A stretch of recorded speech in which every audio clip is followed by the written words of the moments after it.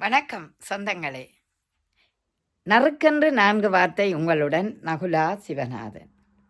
இதுவும் கடந்து போகும். வாழ்க்கை என்பது ஒரு வரப்பிரசாதம் தான் எங்களுக்கு. அந்த வாழ்க்கை ஒரு மனிதனுக்கு கிடைக்குதென்றால் இறைவன்ற படைப்பில் வந்த மனிதனாகவே நாங்கள் பார்க்குறோம். அதாவது இறைவன் படைத்த படைப்பில் மனித பிறவியும் ஒன்றுதான். இப்படி பார்க்க நாங்கள் இந்த வாழ்க்கையை ஏன் சந்தோஷமாக வாழுறோம் இல்லை. எப்போ பார்த்தாலும் எங்களுக்கு மகிழ்ச்சி இல்லாத நிலை வருகிறது, எப்போதும் இல்லை. ஆமாம், இத்தனை இடத்துல நாங்கள் மகிழ்ச்சியாக இருக்கிறோம் என்று நீங்கள் சொல்கிறது எனக்கு கேட்குது, உண்மைதான். ஆனால் இதுவும் கடந்து போகும். துன்பம் நிறைய எங்களுக்கு வருகிறது. அவையெல்லாம் நிலையானதாக எங்களுக்கு இருக்காது.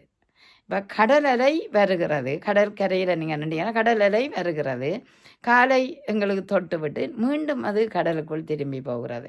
அப்படித்தான் ஒரு துன்பம் எங்களுக்குள்ளே வந்தாலும் மீண்டும் அது போகும் தானே. ஆனால் ஏன் நாங்கள் துன்பத்தை கண்டு நெடுகளும் யோசிக்கிறோம், ஐயோ சதா துன்பம் வேண்டாம்? அப்படி அல்ல.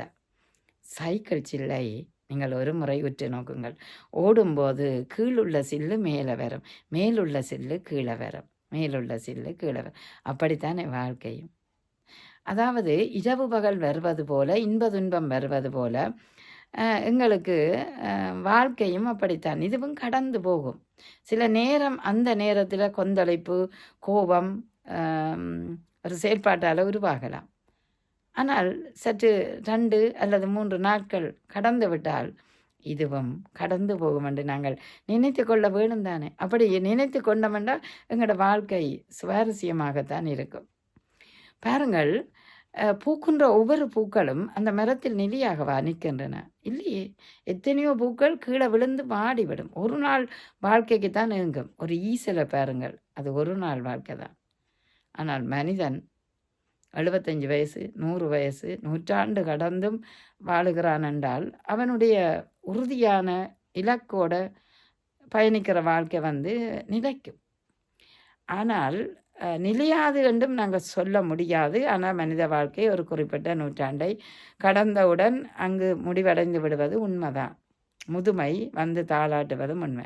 ஆனால் இந்த நேரத்தில் தான் எங்களுக்கு நாங்கள் நினைக்கிறோம், வந்து போவது எல்லாம் எங்களுடைய வாழ்க்கையில் ஒரு திருப்பு முனை தான்.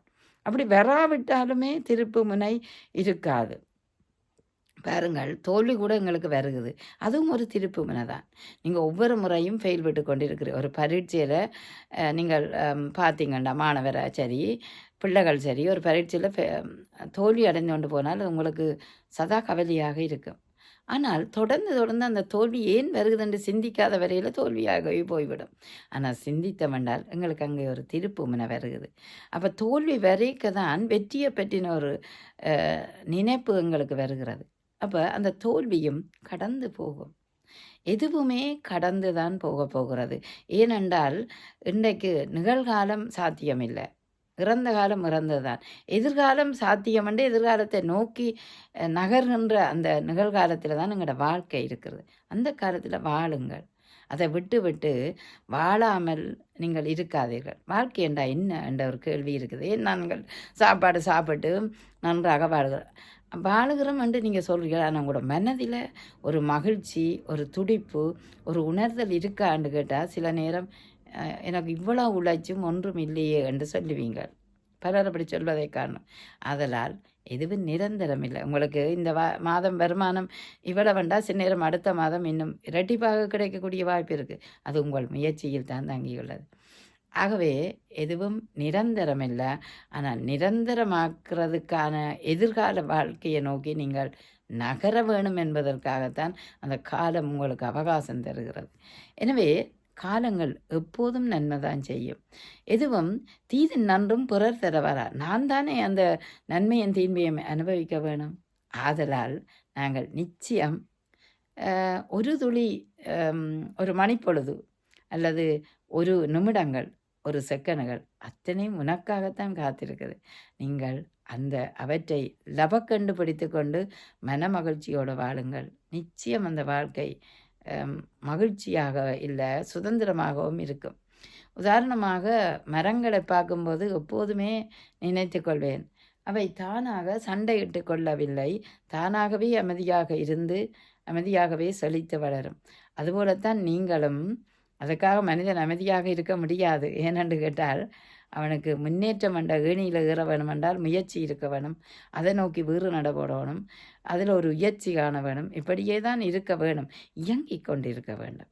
மரம் அப்படியே இருக்குதுன்னு நாங்கள் நினைக்க முடியாது. அந்த மரமும் உயிரோடு இருக்கிறதுக்கு அசைவாட்டங்கள், சூரியோடைய ஒளித்தோப்புகள் எல்லாம் செய்கின்றன. அதுபோலத்தான் ஒவ்வொரு மனிதனும் முயற்சியோடையும் உழைப்போடையும் நீங்கள் இருந்து பாருங்கள். நிச்சயம் மகிழ்ச்சி உங்களுக்குள்ளே வரும்.